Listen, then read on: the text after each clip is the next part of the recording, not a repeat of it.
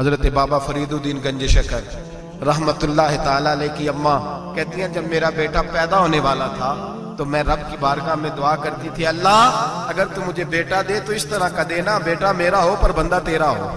اے اللہ اگر بیٹا دینا تو اس طرح کا دینا میرے اللہ، اس طرح کی مجھے اولاد دینا کہ دودھ وہ میری چھاتی سے پیے پر شکر تیرا ادا کرے، اے اللہ اگر بیٹا دینا تو اس طرح کا دینا کہ قوت روٹی روزی وہ زمین پہ کھائے لیکن اسی زمین پر وہ تیرے دین کا سپاہی بھی بنے، وہ مجاہد فی سبیل اللہ بھی بنے۔ حضرت بابا صاحب کہتے ہیں مجھے شکر پسند تھی، اماں بڑے جتن کرتی ہے بیٹے کے لیے، بڑا کچھ کرتی ہے، اور بیٹے روٹی ٹائم پہ کھانا بلا کہتے ہیں مجھے شکر پسند تھی۔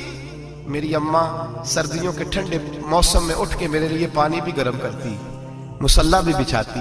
اور پھر ایک پڑیا شکر کی بنا کے میرے مصلی کے نیچے بھی رکھتی، کہتی بیٹا نماز پڑھے تو اللہ شکر دیتا ہے۔ آپ فرماتے ہیں میں روز نماز کی پانچوں نمازوں کے وقت مصلی اٹھاتا تو پڑیا شکر کی ملتی، سکول اور مدرسے کے میں اپنے کلاس فیلوں کو بھی کہتا نماز پڑھو بڑی پیاری شکر ملتی ہے، کہتے ہیں میں روز شکر کھاتا۔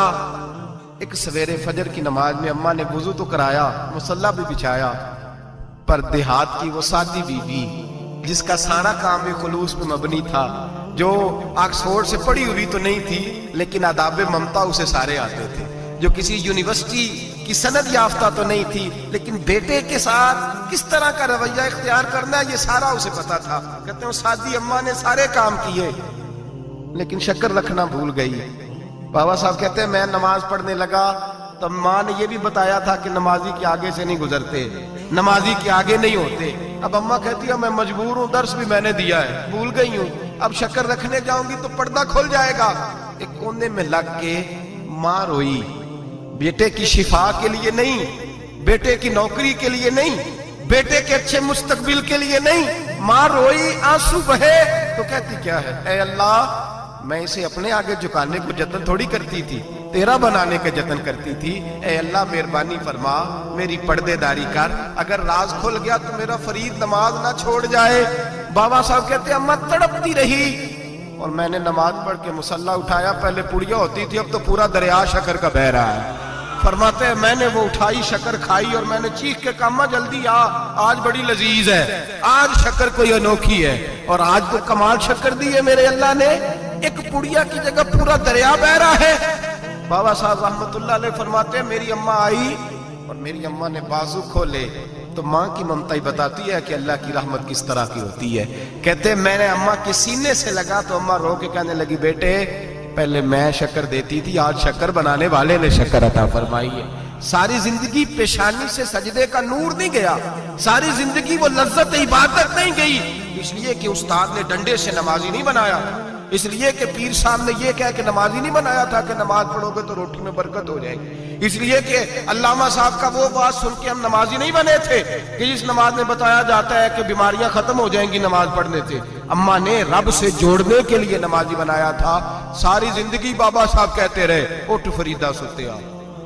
چاڑو دے مسیت، چل ہن اٹھ فریدہ ستے آ چاڑو دے مسیت، او تو ستے ہے رب جاگدا تیری ڈاڈے نال پرید۔ ساری زندگی نماز کی ٹریننگ دینا، اپنے بچوں کو اپنے رب سے جوڑنا، اپنے بچوں کو اللہ کے ساتھ ان کا تعلق بنانا، ان کو رب والا بنانا، انہیں رسول پاک کا غلام بنانا، یہ ڈیوٹی ہے ماں باپ کی۔ ماں باپ اپنے بچوں کے سینوں میں اللہ کی محبت داخل فرمائیں۔ اور ہمارے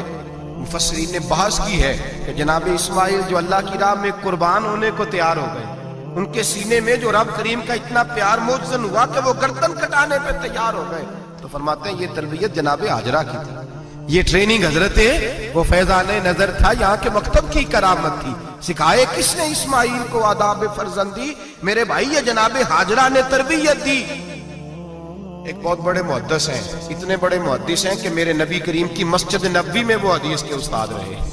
حضرت ربیعہ بن عبد الرحمن نبی پاک کی مسجد نبوی میں حدیث کے استاد ہوئے، اور حضرت حسن بصری جو جناب علی کے شاگرد ہیں وہ بھی حضرت ربیعہ کے شاگرد ہوئے،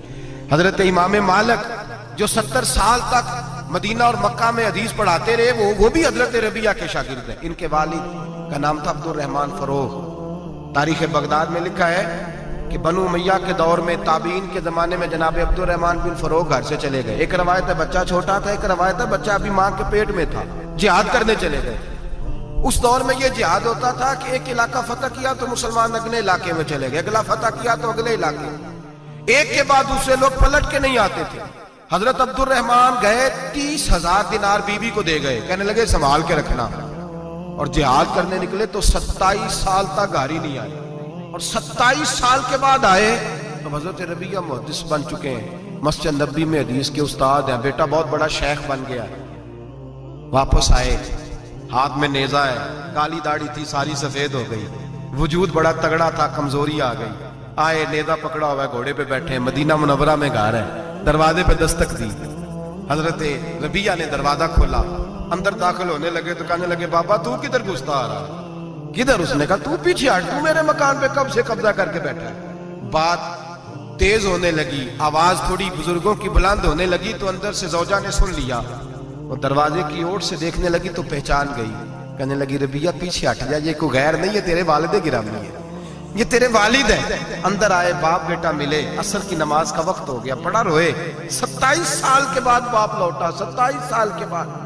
بڑے روئے۔ نماز کا وقت ہوا تو حضرت ربیعہ جلدی سے وضو کیا، مسجد نبوی شریف چلے گئے۔ جناب عبد الرحمن فروغ نے بھی کھانا وانا کھانا تھا، کھانا کھانے بیٹھے تو حکم دیکھے شوہر کیا کرتا ہے، یہ نہیں پوچھا کہ 27 سال حال کیا رہا، پوچھنے لگے میں تجھے 30,000 دینار دے گیا تھا وہ کدھر ہے؟ تو زوجہ کہنے لگی کھانا کھا لو، عصر کی نماز پڑھ کے آؤ، پھر بتاتی ہوں پیسے کہاں ہیں، آپ کی رقم بڑی اچھی جگہ پہ محفوظ ہے۔ کہتے میں نماز پڑھنے مسجد گیا، عصر کی نماز کے بعد میرے نبی پاک کے منبر پر ایک نوجوان بیٹھا ہے، گھر میں تو ان کا انداز ٹوپی پہننے کا تھا نا، سادے عام لباس میں، مسجد نبی میں جبہ پہنا ہے، سر پہ امامہ ہے، خوبصورت لب و لہجے میں رسول اللہ کے منبر پر بیٹھ کر، نبی پاک کے منبر پر بیٹھ کر، پتہ نہیں آپ کو اس بات کی لذت نصیب ہو رہی ہے کہ نہیں، عام جگہ نہیں، نبی پاک کے حضور کے منبر پر بیٹھ کر نبی پاک کی حدیثیں سنا رہے ہیں، اتنا بڑا مقدر۔ کہتے ہیں حضرت امام مالک جیسے لوگ، خواجہ حسن بصری جیسے لوگ کاغذ قلم لے کے حدیثوں کی سماعت کر رہے ہیں، ان سے درس لے رہے ہیں۔ جناب عبد الرحمن کہتے ہیں میری نظر اٹھی، کچھ بوڑھا ہو گیا تھا، کچھ اس وقت وہ ٹوپی میں سادے لباس میں تھے، پہچان نہ پایا۔ ایک شخص سے پوچھا یار ہے تو جوان پر اس کے چہرے کی نورانیت میرے دل کو بھا گئی ہے تو جوان پر اس کا حدیثیں بیان کرنے کا انداز میری طبیعت کو گھائل کر گیا، یہ کون ہے جو نبی پاک کی مسجد میں بیٹھ کے حدیثیں بیان کر رہا ہے؟ کہتے امام مالک کہنے لگے بابا جی چپ کر جاؤ، ہمارے استاد کے بارے میں اونچے لب و لہجے میں بات نہ کرنا، دیکھتے نہیں کتنے کتنے لوگ بیٹھے ہوئے خاموشی سے۔ تو میں نے کہا مجھے بھی تو بتا دو نا ہے کون؟ تو کہنے لگے کوئی عبد الرحمن فروغ نام کے بزرگ ہیں، یہ ان کے بیٹے ہیں، ربیعہ نام ہے۔ کہتے ہیں جب لفظ کہے تو میرے آنسو چھلک کے باہر آئے اور میں حضور کی مسجد میں گر گیا اور رونے لگا کہ یہاں اور میرے رسول پاک سید عالم صلی اللہ علیہ وسلم کے منبر پر اور میرا بیٹا۔ کہتے ہیں میں تڑپ کے گھر گیا اور گھر جا کے میں نے اپنی بیوی کو جب دیکھا تو میرے آنسو نکل گئے، میری بیوی سمجھ گئی کہ یہ میرے محدث بیٹے کو دیکھ آیا ہے۔ کہتے ہیں بیوی رو کے کہنے لگی میں نے آپ کے 30,000 دینار آپ کے بیٹے کو مصطفیٰ کریم کی حدیث کا استاد بنانے میں خرچ کر دیے، میں نے وہ 30,000 دینار خرچ کر دیے، 30,000 دینار آپ کا بیٹا میں نے۔ تو کہتے ہیں میں اپنی بیوی کی طرف دیکھنے لگا، میں نے کہا قربان جاؤں، میں اگر اللہ کے دین کے رستے میں تھا تو نے میرے ساتھ نیکی کی ہے، میرا بیٹا بھی دین کے رستے پہ لگا دیا۔ میرے بھائی اللہ سے جوڑا ان لوگوں نے اپنی اولادوں کو، رب کریم والا بنایا ان لوگوں